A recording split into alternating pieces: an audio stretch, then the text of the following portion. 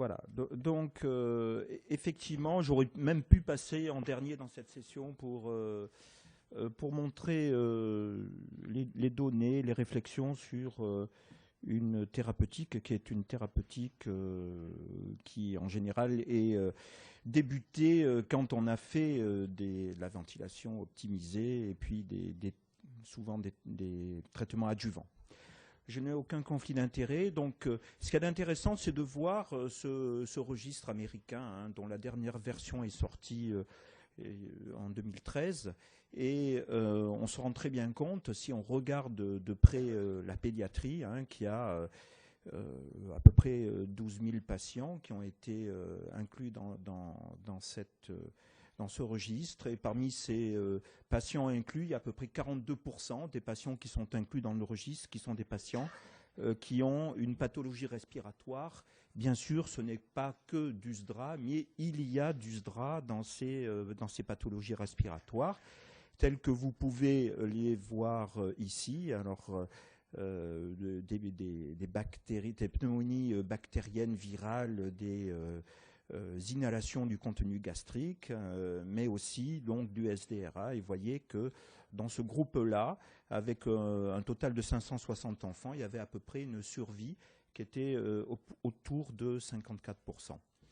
Et ce qui était intéressant aussi, c'est de voir qu'avec le temps, et surtout à partir de 2009, l'épidémie H1N1, il y a eu une forte progression du nombre d'ECMO, enfin en tout cas de CLS qui ont été réalisés à ce moment-là, pour revenir à peu près à des chiffres normaux, on va dire dans la moyenne après. Certainement que les centres, à cette occasion-là, rappelez-vous, en France, les centres ont été équipés au niveau régional pour avoir de la machinerie. Et ce qui est intéressant, pour terminer avec les données de ce registre, c'est qu'avec le temps, il y a une diminution des ECMO véno-artériels et une augmentation des ECMO véno-veineuses qui ont plutôt pris en fréquence. Hein, vous voyez, en gros, c'est un peu plus de 50% pour les ECMO véno-veineuses. Alors, puisqu'on en parle, on va donner quelques notions d'équipement. Alors, en gros, il y a plusieurs façons de faire l'ECMO, ou de faire de l'oxygénation extracorporelle. On peut utiliser ce que je vous montrais sur une diapositive à venir, soit une pompe dite à galet qui a beaucoup de succès en Amérique du Nord et puis dans certains centres parisiens avec un oxygénateur qui peut être soit un oxygénateur en silicone, soit un oxygénateur en polyméthylpentène. Le problème de ces équipements, c'est qu'il y a un volume de priming du circuit qui est assez long, enfin qui est assez volumineux, qui est assez important, et puis donc un remplissage de ce priming qui est plus long, avec quelquefois des risques de rupture à cause des contraintes qui sont sur le corps de pompe, par exemple. Donc la pompe centrifuge qui est recommandée par la conférence de consensus donc a des avantages, hein, simplicité du changement, il y a un volume du priming qui est plus rapide, donc simplicité donc plus importante, mais le principe même de la pompe centrifuge fait qu'il y a plus de phénomènes de cavitation et plus d'hémolyse, et ça c'est quelque chose que l'on rencontre quand même très souvent quand on utilise cette technique. Et puis, il y a des techniques que je n'ai pas trop vues, qui ont été utilisées certainement dans un petit nombre de cas. C'est de grands enfants, des novalingues, par exemple. C'est des techniques qui sont assez simples, qui font de l'épuration extracorporelle de CO2 sans pompe. Et on peut faire aussi de l'épuration extracorporelle avec pompe.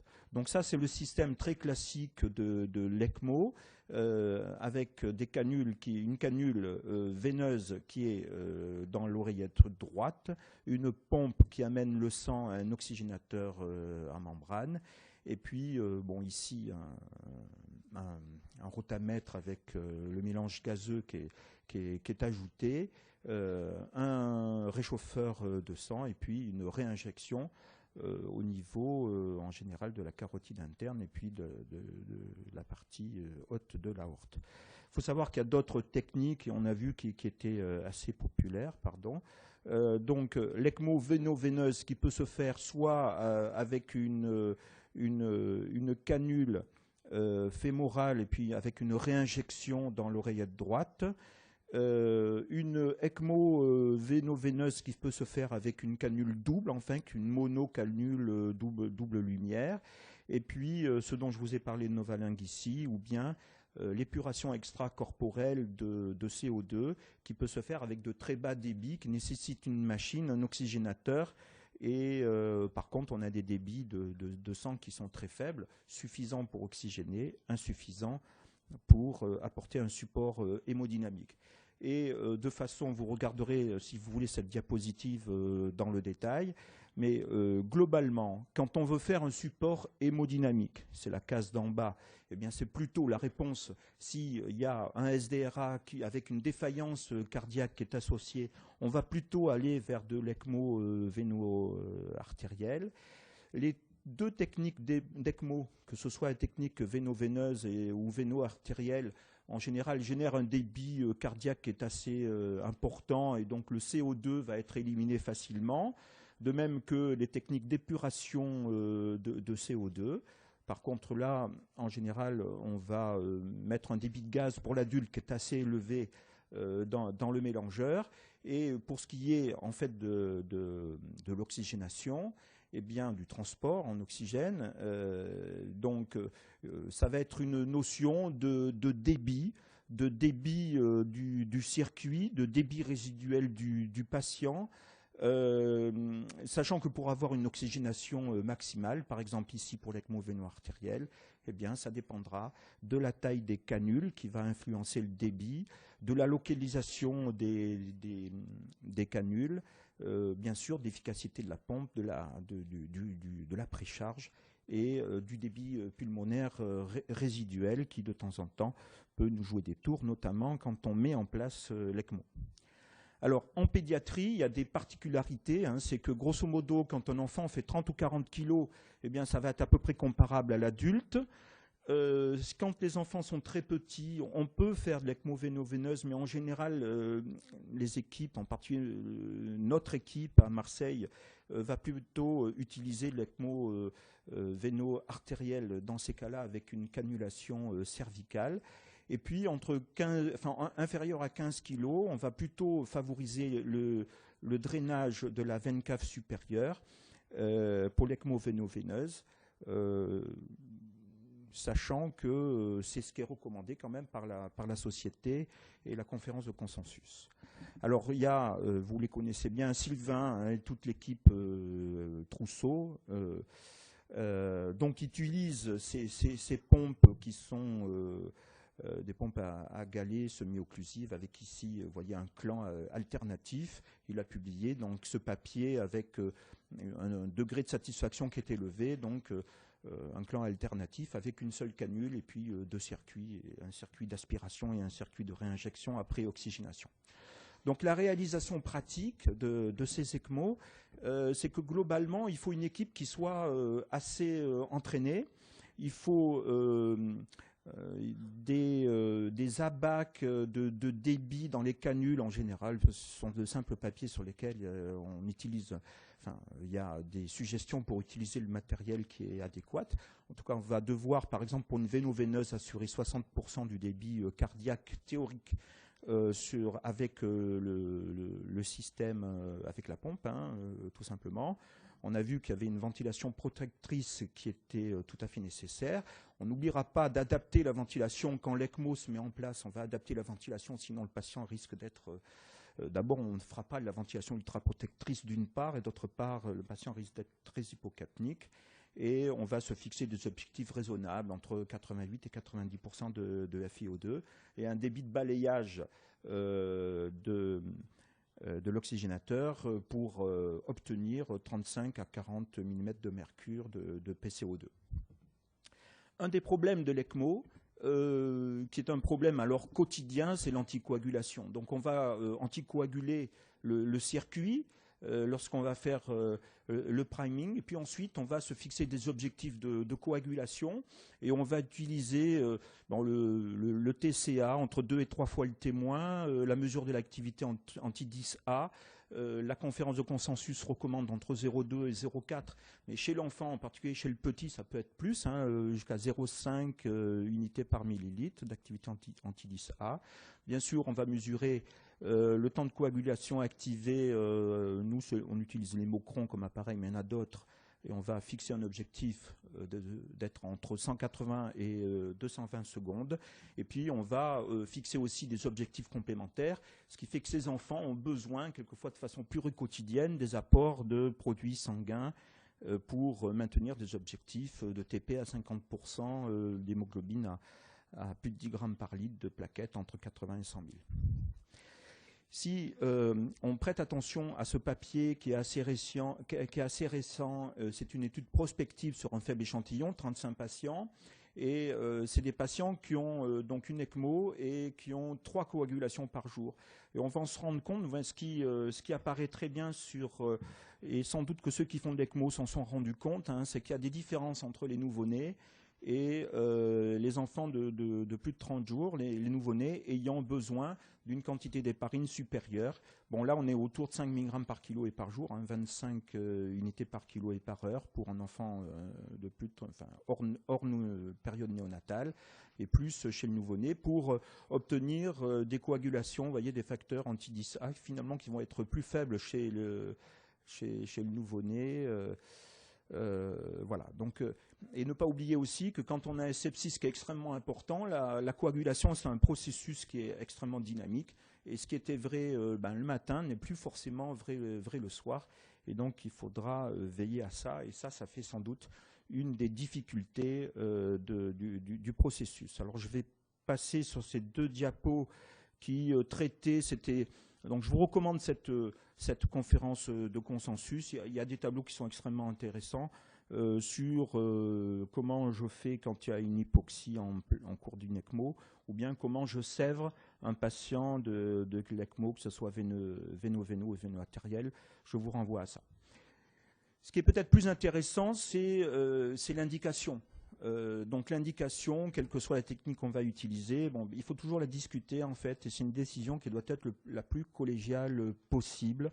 Ça, c'est tout à fait recommandé. C'est vrai que souvent, on informe les parents, mais qu'il faudrait en fait obtenir leur consentement et tracer cette décision dans le dossier, parce que c'est pas toujours évident. Il faut qu'on s'assure de la réversibilité de la pathologie, et que, bien évidemment, avant d'y aller tête baissée, il faut qu'il y ait des échecs de ventilation protectrice du décubitus ventral. Alors, les indications d'ECMO, ça c'est de l'adulte, mais ce sont des indications qui ont été acceptées pour l'enfant. Un rapport PaO2, un PAFI qui est inférieur à 50 pendant 3 heures avec une FiO2 à 1, malgré ventilation protectrice et décubitus ventral. On peut éventuellement anticiper un peu plus les choses, c'est-à-dire prendre un PAFI qui est supérieur, inférieur à 80, mais pendant 6 heures, avec une FiO2 qui est 1, dans les conditions décrites ci-dessus, ou un enfant qui est très acide, qui est peut-être moins hypoxique, mais acide, avec un pH inférieur à 7,20 pendant plus de 6 heures, malgré la ventilation ad hoc. Et donc, grosso modo, si on a une atteinte respiratoire isolée, on va plutôt aller vers le véno-veineux. Et si on a une défaillance cardio-circulatoire qui est associée, ou bien si on a un enfant qui fait moins de 10 kg, on va plutôt aller vers une technique véno-artérielle. Ce qui est intéressant, c'est de voir, donc on a vu que dans les indications, il y avait la PAFI, mais que quelquefois, on n'a pas l'artère qu'il faut, au moment qu'il faut, pour avoir ce ratio. Et donc, dans cette étude de rétrospective monocentrique sur 4 ans, il y a 1800 enfants qui sont inclus, qui ont une ventilation mécanique. Il y en a 133 qui remplissent les critères de Berlin, de SDRA, et il y a 33% de décès dans ce groupe-là. Et ce qui est intéressant, vous voyez, c'est le rapport entre la SPO2, la SPO2 et la FiO2 peut aussi amener une aide, parce que autant on va être plutôt dans ces zones-là où la mortalité est très élevée, en termes de PAFI, autant en termes de SPO2 sur FiO2, eh bien, on peut se rendre compte que quand on est inférieur à 150, là, il y a une mortalité qui est à 38%, et on a sans doute un intérêt important à envisager les techniques d'oxygénation extracorporelle. Et Daniele De Luca a publié dans Intensive Care en 2013 ce papier que j'ai trouvé extrêmement intéressant, puisque c'était la validation des critères de Berlin chez l'enfant. Et donc dans une cohorte qui est importante, vous voyez, ils avaient fait, ici c'est la survie globale, hein, donc la définition classique de la conférence de consensus Europe-Amérique, et la définition de Berlin. Et très clairement, il se dégageait ce fameux troisième groupe, là, le groupe des patients les plus graves, où on a une mortalité qui est autour de 25% hein, dans ce groupe-là. C'est assez intéressant. Et là, donc c'était sans ECMO. Donc si on voulait regarder un petit peu, l'ECMO est dilué dans ce schéma-là. La mortalité sans ECMO est peut-être un petit peu plus élevée. Donc on voit quel pourcentage de population en fait on peut éventuellement récupérer avec en utilisant ces techniques. Mais ces techniques, elles ont beaucoup de complications. Et une des limitations à leur utilisation, c'est qu'elles se compliquent souvent. Et donc, vous avez les complications mécaniques hein, que vous pouvez voir ici. Vous avez l'hémolyse qui va se faire beaucoup par l'usure du circuit, mais aussi l'utilisation de produits sanguins. Il y a des complications hémorragiques hein, qu'on redoute, ou thrombotiques aussi, hein, avec donc éventuellement pas mal d'accidents vasculaires cérébraux potentiels. Des complications infectieuses, par exemple cette série-là, il y avait 26% d'infections, et je vous laisserai aller regarder le détail de la diapositive pour explorer ces complications. Et puis on va mettre peut-être un peu plus d'attention aux complications neurologiques. Hein, ça, ce papier publié en Pediatrics en 2003, il y a quand même 21% d'atteintes motrices formelles, 7% d'atteintes motrices suspectées, 29% d'atteintes cognitives dans cette série-là, ce qui est assez important. On a assez peu de facteurs prédictifs. Il y a des études qui ont essayé d'utiliser l'EEG à l'époque, mais ça ne marche pas. En fait, ce qui est certainement beaucoup plus, qui renseigne beaucoup mieux, en fait, c'est la neuroimagerie qui retrouve des anomalies dans 28 à 52% des cas, ce qui est très élevé, mais il n'y a pas toujours de pathologie neurologique associée. Et ce papier, par exemple, de Shannon dans Pediatrics, alors c'est une population très particulière, c'est de l'ECMO, de la pédiatrie, mais c'est pas du SDRA, donc voilà, c'est pas tout à fait transposable. Vous voyez qu'il y avait un certain nombre de décès liés à ces cardiopathies sévères, en particulier monoventriculaires, mais il y avait 17 survies dans cet essai-là, 2 décès tardifs, 14 en vie évalués, et vous voyez, il y en avait 1 sur 2 qui avait un développement cognitif normal, et il y avait une large majorité d'enfants qui avaient une motricité qui était anormale.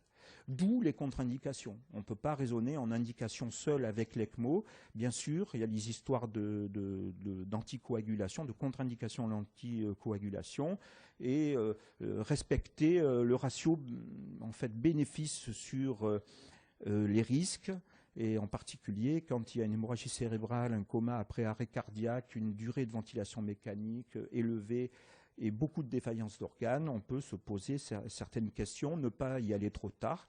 Et personnellement, dans notre équipe, dans l'expérience de notre équipe à Marseille, il y a des cas où c'est vrai qu'on s'est un peu mordu les doigts d'y aller.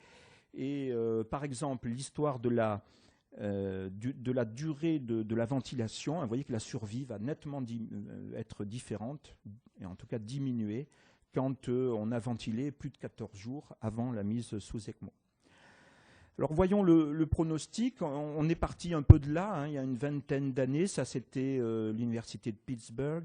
Et donc, ils essayaient de faire une différence sur les critères entre les survivants et les décédés.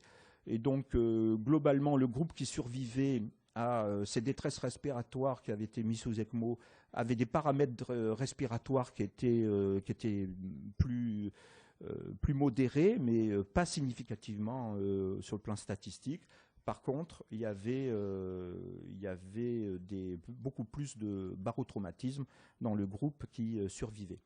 Alors quand on regarde ce travail qui est beaucoup plus récent, c'est un peu ce que l'on a actuellement, hein, c'est toujours le registre, hein, le EXLOR, et donc 93-2017, un taux de survie globalement qui n'a pas bougé, un taux de survie sans comorbidité qui est nettement meilleur, et surtout la présence de malades, beaucoup plus de malades ici en noir, qui ont des comorbidités qui sont associées, qui fait que la mortalité globale n'a pas évolué. Et ce qui est particulièrement intéressant quand on regarde le SDRA, ici lié au sepsis, 40% de survie, ici lié à d'autres causes, à peu près la même chose. Et quand ces auteurs cherchaient les facteurs prédictifs de décès, on voyait que l'existence d'un SDRA avec un sepsis faisait partie de ces facteurs prédisposant au décès, une ventilation prolongée pré-ECMO, un pH plus bas pré-ECMO, et il y avait un avantage à faire peut-être de l'ECMO véno-veineux. Donc l'étude adulte qui est sortie, l'étude César dans Lancet en 2009, avait montré qu'il y avait sans doute un intérêt, bon ça a été très critiqué, on pourra en discuter. Ici, vous avez la survie avec un traitement habituel, une ventilation protectrice. Et ici, globalement, les patients qui avaient, ici, ECMO, ici, ventilation protectrice, il y avait un bénéfice sur la mortalité. Et d'autres enfants, dont on a parlé tout à l'heure, ont pu bénéficier d'ECMO alors qu'ils avaient des pathologies de type hématologique qui, il y a quelques années, étaient peut-être proches de la contre-indication. Alors, la conférence de consensus recommande une organisation. Donc, on pourra parler de l'organisation que nous avons mise à Marseille. Il faut voir quand même que c'est assez lourd, c'est assez coûteux, et il y a des limites à ça, en particulier sur tout ce qui est de l'augmentation de l'activité au niveau régional, sans avoir de compensation finalement, sans avoir plus de place. Et ce qui est intéressant, c'est ce papier qui est sorti cette année dans Critical Care Medicine et qui montre que quand on augmente l'activité d'oxygénation extracorporelle, les centres qui en font le plus voient la mortalité qui est diminuée. Alors, il y avait d'excellents messages dans ce papier, en particulier, c'est très variable. Par exemple, une atteinte VRS, il y a 70% de survie après une ECMO. Et je pense que c'est la dernière diapositive. Donc, nous, dans notre organisation à Marseille, on a une unité mobile où on va chercher les patients. Et on a essayé ici, dans ce groupe-là, il y en a 16, dans ce groupe-là, il y en a 23. Donc, entre ceux qui bénéficiaient de la mise de l'ECMO en place chez nous à Marseille et ceux qu'on allait chercher dans les autres hôpitaux de la région ou d'autres régions, en fait, il n'y avait pas de signe distinctif sur les deux séries. Voilà, donc en conclusion, c'est une technique de soins qui permet une ventilation ultraprotectrice, voire qui permet de passer un cap et qui permet peut-être d'attendre la récupération du poumon. Il y a des résultats qui sont encourageants, mais en pédiatrie, il n'y a aucun niveau de preuve qui soit élevé. Et des questions sur l'organisation au niveau national se posent. Je vous remercie.